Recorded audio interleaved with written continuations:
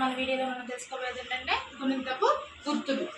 ఆ తలకట్టు, ఆ దీర్ఘం, ఈ గుడి, ఈ దీర్ఘం, ఊ కొమ్ము, ఊ కొమ్ము దీర్ఘం, ఊ ఊత్నం, ఊ ఊత్నం దీర్ఘం, ఏ ఏత్నం, ఏ ఏత్నం దీర్ఘం, ఐ ఐత్నం, ఓ ఓత్నం, ఓ ఓత్నం దీర్ఘం, ఔ ఔత్నం, సున్నా, అహ విసర్గ.